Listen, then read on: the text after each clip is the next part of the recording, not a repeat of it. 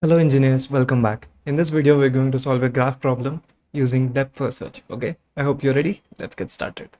So we are looking at a problem called number of islands. So let's try to understand the question and then we'll see how we can approach the solution, right? So let's see. So given an m by n 2D binary grid, which represents a map of ones and zeros, one meaning land and zero meaning water, return the number of islands. An island is surrounded by water and is formed by connecting adjacent lands horizontally or vertically. You may assume all four edges of the grid are all surrounded by water.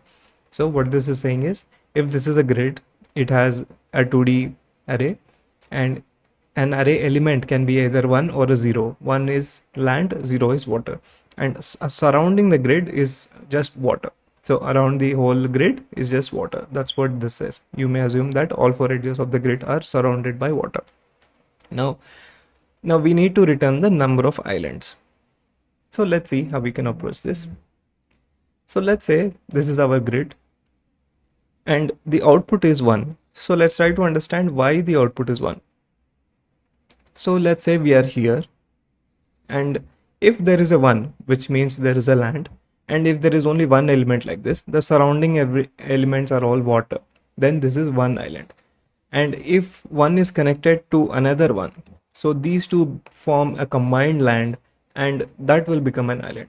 In such a way, there are multiple ones that are connected with each other horizontally or vertically. We are not checking diagonals, we are checking horizontal or vertical. So if we look at it from horizontal perspective, these four are connected, and vertically these three are connected, these three are connected, and these two are connected. So this whole thing becomes an island. Okay, let's see another example.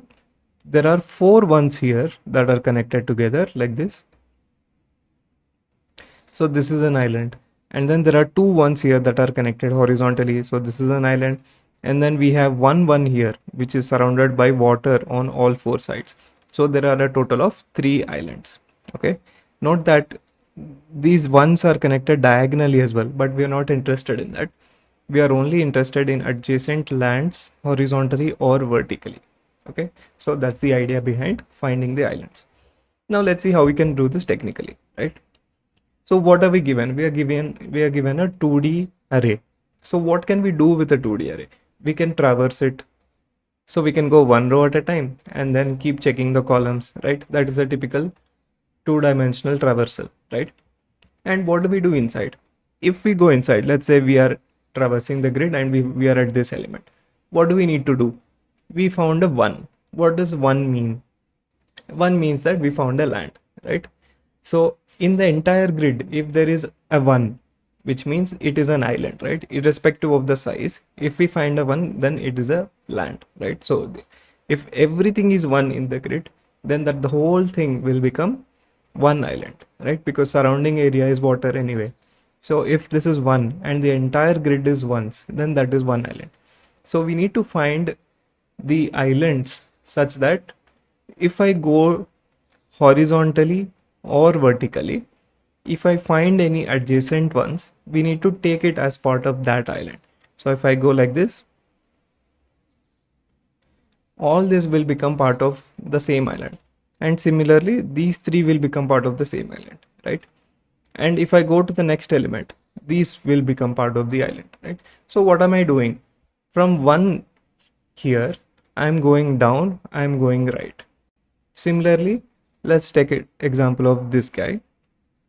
Let's say I want to find who are the adjacent members that are part of me as an island. So I will go to the top, I will go to the left, I will go down, and then I will go right.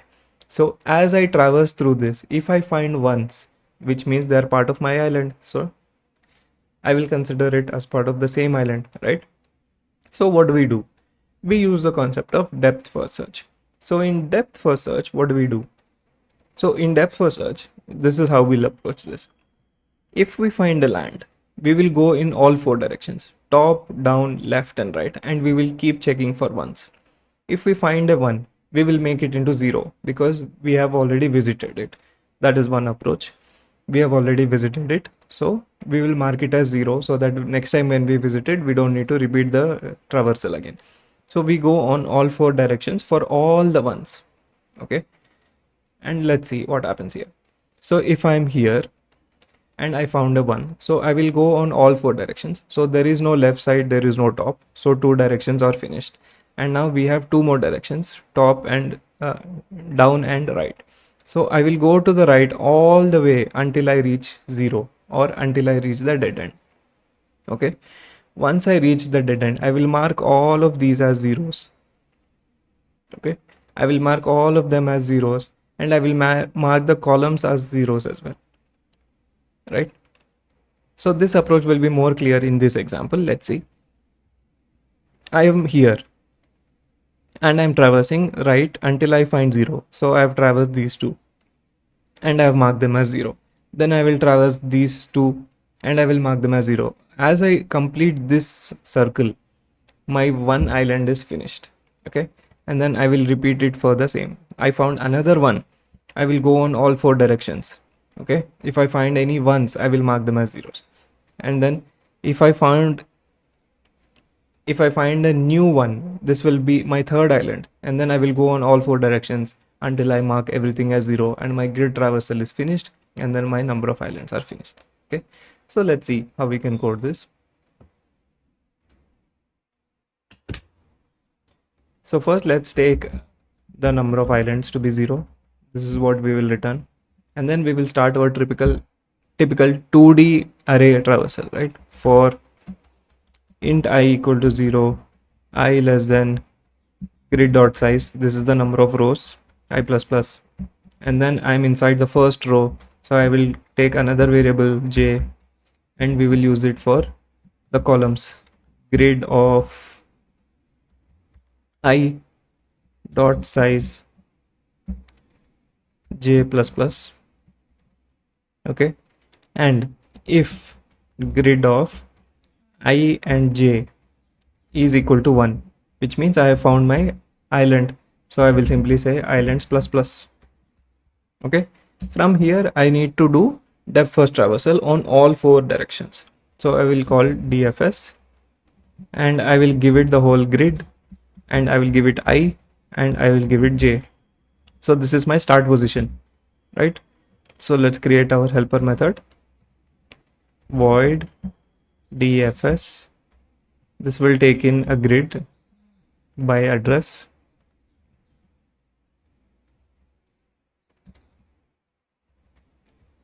and then int I, int j.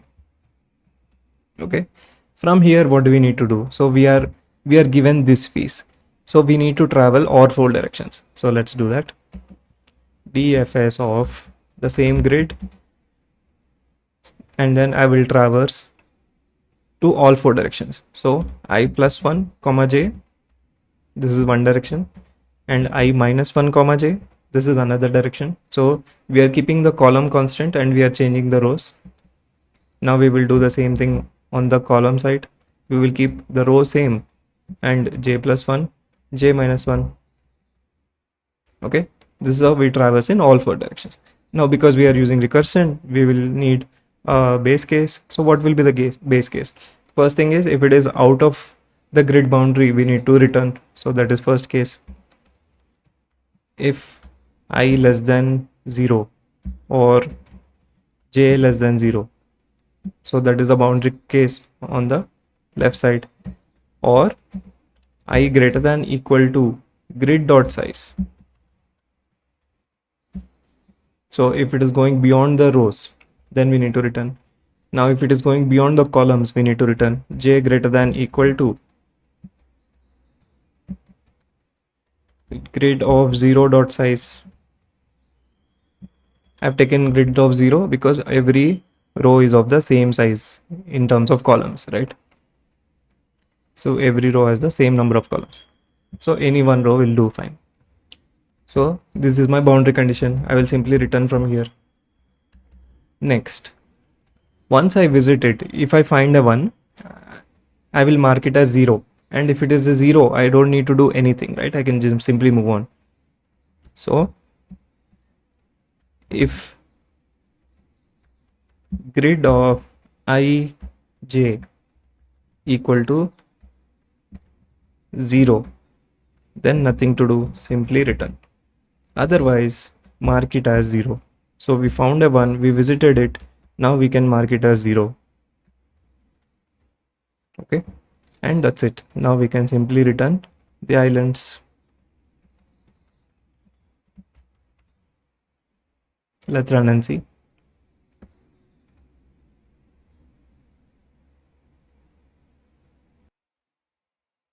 Okay, this is a syntax mistake. This should be or.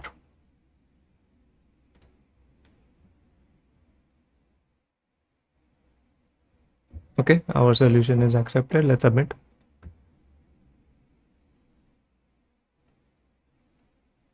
Okay, and our case is accepted. So what is the time complexity? So what are we doing? We are using a nested for loop, and then we are checking for ones. Okay, and if we find one, we are just checking the neighbors across all 4 directions. So we are essentially only traversing through the grid only once. And if we find a node that is already visited, we are simply returning. If we find a water, we are simply returning. So essentially the time complexity is just n by n. So that is the time complexity. Let's see. Yeah, see, O of m by n. So that is the overall time complexity. Okay, so that is it for this video, guys. This is a good practice for our graph traversal using depth first search. So I hope you found this helpful. If you have any questions in the theory or any approach, definitely ask me. Thank you so much for watching.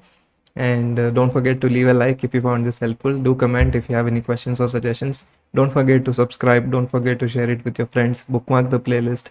Thank you so much for watching. I will see you in the next one. Cheers.